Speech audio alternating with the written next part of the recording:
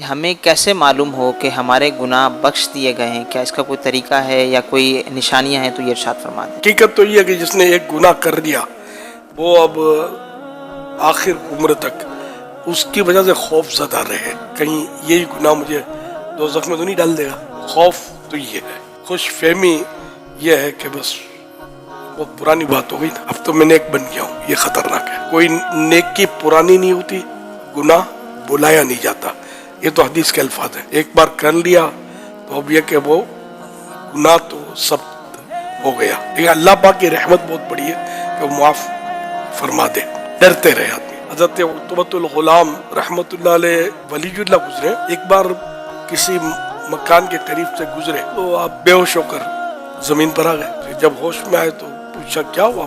فرمایا کہ اس مکان کے پاس سے گزرا تو مجھے یاد آ گیا کہ بچپن میں اس مکان کے اندر مجھ سے گناہ ہو گیا تھا، وہ مجھے یاد آ گیا۔ تو یہ ہے خوف خدا، گناہ کو بندہ یاد رکھے، بھولے نہیں، خوش فہمی میں نہ پڑے کہ میرے گناہ معاف ہو گئے۔ بعض صورتیں یہ حدیثوں میں بیان ہوئی ہیں، جیسے حج کرے جو میدان عرفات میں 9 ذی الحجہ کو احرام کے ساتھ حج کیا تو اب یہ اس کو یقین رکھے کہ میرا گناہ معاف ہو گئے، میں گناہوں سے پاک ہو گیا، یہ بھی ہے۔ لیکن اس میں بھی صورتیں جیسے فرض نمازیں قضا ہوئی تھی، قضا کا گناہ معاف ہوا، قضا ذمہ باقی ہے، یہ تو کرنی پڑیں گی۔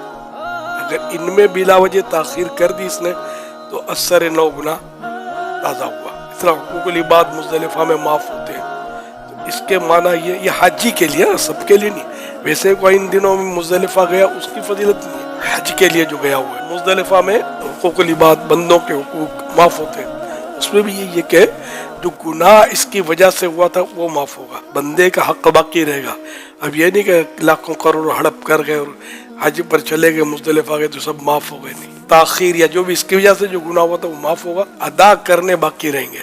اس طرح جس طرح کے بھی حقوق العباد ہوں، کسی کو مارا تھا، پیٹا تھا، دھمکایا تھا، پیسے دبا لیے تھے، پیسے کھا لیے تھے، تو یہ سب ادا کرنے ہوں گے اور جلدی، ورنہ پھر یہ گناہ تازہ ہو جائیں گے۔ بعض علماء کے حوالے سے لکھا ہے کہ اگر بندے کے دل میں توبہ کے بعد نیک عمل کی محبت پیدا ہو تو یہ بھی ایک علامت ہے، یقینی طور پہ تو کوئی صورت ہو ہی نہیں سکتی سوائے نبی علیہ السلام کے بتانے کے، محبت پیدا ہو نیک عمل کی، تو یہ بھی ایک علامت ہے کہ یہ توبہ اس کی قبول ہوئی۔